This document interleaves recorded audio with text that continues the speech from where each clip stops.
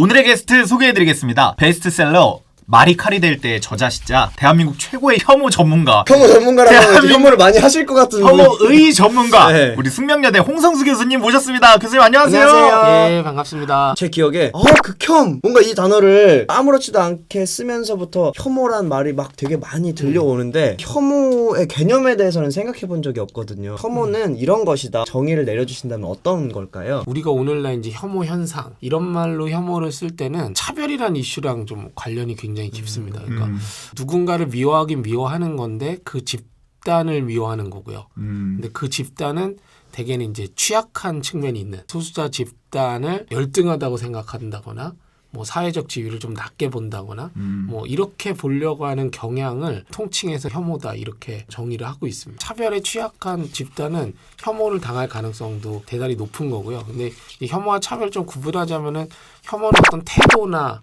뭐 마음가짐 이런 거를 뜻한다면은 우리가 차별이라고 했을 때는 실제로 어떤 불이익을 주는 거 뭐 이런 걸 뜻하는 거죠. 예를 들면 어떤 소수자 집단을 향해서 난 저 집단이 조금 나랑 가까이 하지 않았으면 좋겠어. 네. 이런 건 이제 편견이나 혐오 이렇게 표현하는 거고, 그래서 우리 회사 들어오려고 그럴 때 채용 시험에서 탈락을 시켰다. 이러면 이제 차별이 되는 거죠. 이전 시대에서의 혐오와 차별이 기득권자들의 정치적 수단으로서 많이 이용이 네. 됐다고 한다면 현대사회에 들어서는 일상적인 그냥 아무나 그냥 맞습니다. 아무렇지 않게 버리고 있는데 이게 왜 이런 일상의 영역에서 개인들이 버릴까? 가장 중요한 건 개개인의 사회적 지위 자체가 점점 낮아지기 시작하는 거예요.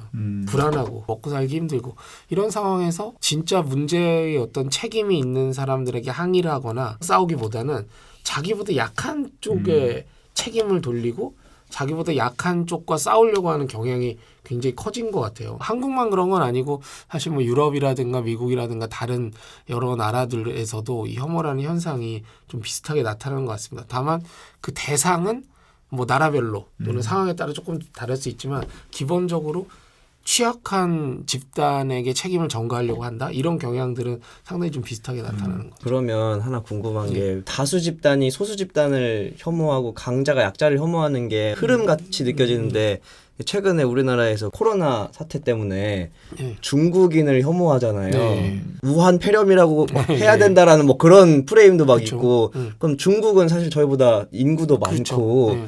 강대국인데 네. 그들에 대한 우리의 정서는 혐오인 건 확실한데 그건 좀 특이 그쵸. 현상이 일어난 케이스인 건가요? 그거는 이제 굉장히 날카로운 질문이신데요. 오 이현아.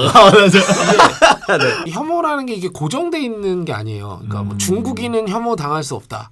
대국이니까 일반화된 이론이 딱 있는 게 아니에요. 그러니까 예를 들면 중국 가서 우리가 중국인 혐오한다? 이게 작동할 수 있을까요? 큰일 나죠. 의미가 무섭죠. 없는 네. 의미가 없는 얘기거든요. 뭐 중국인들은 다 어떻게 되라 많은 말을 중국에서 할 때는 약간 혐오가 작동하기 어렵지만 결국에 이제 혐오라는 거는 그 제가 아까 말씀드린 차별의 효과를 낼 수 있냐의 문제거든요. 근데 한국에서 지금 코로나 바이러스가 창궐하고 있는 그런 상황에서 어떤 중국인에 대한 혐오를 퍼붓는다라고 했을 때 한국 내에 있는 뭐 중국 동포들이나 중국인들은 굉장히 무섭고 두렵고 생각을 가질 수 있게 되잖아요. 이런 건 이제 혐오가 작동하는 거죠. 그렇네요. 교수님 저는 헷갈리지 않게 어디까지를 혐오 표현으로 봐야 되는지 아닌지 이런 거를 좀 범위가 상정이 가능한 건지 여쭤보고 싶습니다. 어떤 말을 들었을 때 내가 가지고 있는 또는 쉽게 바꿀 수 없는 그런 속성을 건드렸을 때는 그냥 기분이 나쁜 정도에 그치는 것이 아니라 나랑 똑같은 속성을 가진 다른 사람에게도 영향을 줄 수 있어요. 왜냐하면 이거는 1대1 개인적으로 그냥 놀린 게 아니거든요. 개인적으로 비난하거나 개인적으로 부정적인 얘기를 한 것이 아니라 그 똑같은 속성을 가진 집단을 사실 공격하는 거. 훨씬 더 나쁘죠. 그러니까 사회적인 어떤 해악이라고 하는 것도 그냥 개인을 아무 이유 없이 놀리는 거하고 그 속성을 가지고 놀리는 건 굉장히 다른 문제거든요. 이놈의 성격이 왜 그러냐 이런 거는 그렇죠. 또 제 개인의 개인에게 온 거고 그것도 기분이 나쁠 수 있어요. 그게, 네, 그게 네. 좋다는 얘기는 아니에요. 네. 좋은 게 아니에요, 형 씨. 알아요. 지금 알아요. 네. 그건 그것대로 문제인데 네. 우리가 이제 혐오라고 했을 때는 어떤 그런 집단을 공격할 때 혐오라는 말을 하는 거죠. SNS나 뭐 유튜브 온라인 커뮤니티 중심으로 가령 한창 뭐 일본 불매운동 때 나 일본 여행 가려고 그러면 내국노 아님 뭐 이런 식으로 한다거나 중국인이 비위생적인 거 사실 아님 뭐 이렇게 막 얘기를 혐오 표현을 막 남발하는데 그런 표현 좀 자제해야 되는 거 아니냐라고 했을 때 아니 나 표현의 자유 있는 사람인데 어디까지를 그러네, 표현의 헷갈린다. 자유로 쳐야 하는지 음. 혐오가 표현의 자유의 영역이 맞는지 그게 좀 애매한 것 같은데 표현의 자유라는 것도 한도 끝도 없이 보장될 수 있는 건 아니거든요. 우리가 누군가를 모욕했다 또는 뭐 명예를 훼손했다 뭐 이랬을 때는 그 자체는 표현이지만 규제를 하잖아요. 표현의 자유라고 할지라도 그것을 어떻게 제재를 가할 건지에 대한 굉장히 다양한 수위가 있어요. 예를 들면 감옥에 보낸다. 네. 정말 가장 극단적으로는 그렇지만 그냥 우리가 좀 핀잔을 준다. 야 너 그거 좀 다시 생각해봐.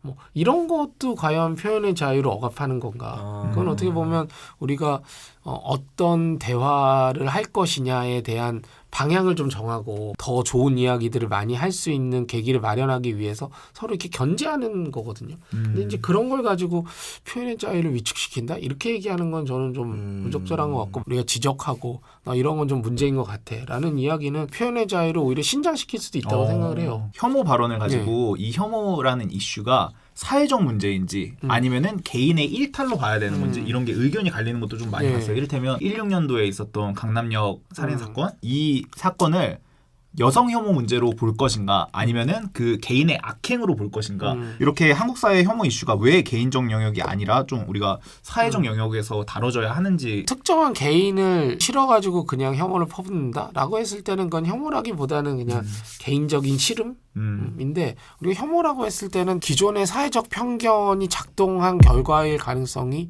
매우 높습니다. 실제로 평소에 내가 저 집단을 조금 부정적으로 생각하고 있었어요.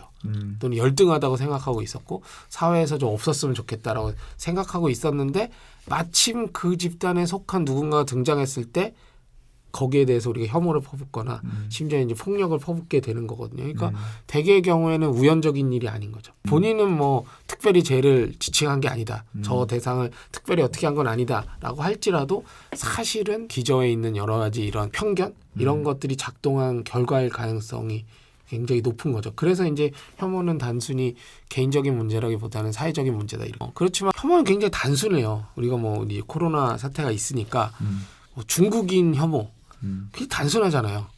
예. 논리가 그렇게 복잡하지가 않아요. 네. 어쨌든 중국에서 시작이 됐어요. 그럼 중국 사람들은 위험할 것 같아요. 그러니까 중국인들은 못 들어오게 하자. 중국인들이 일단 조심하자. 너무나 논리가 간단하죠. 근데 우리가 좀 혐오에 반대하기 위해서 논리가 복잡해요. 과연 중국인이 다 위험한가? 중국인 12억 인구인데 그렇죠. 특정 지역만 문제 아니야? 그럼 특정 지역에 왔으면 다 위험할까? 또 한국에서 있는 중국인들 같은 경우에는 여기 산지 20년, 30년 되신 분들은 중국인이라는 이유로 위험한 건가? 사실은 우리가 따져보면 굉장히 복잡한 얘기할 것들이 많아요. 어떻게 보면 우리가 오늘 팟캐스트 이렇게 하고 있는 것도 이 복잡한 이야기를 하려고 하는 거거든요. 근데 혐오는 되게 단순해요. 그러니까 잘 먹히는 거죠. 혐오학 개론은 여기까지였습니다.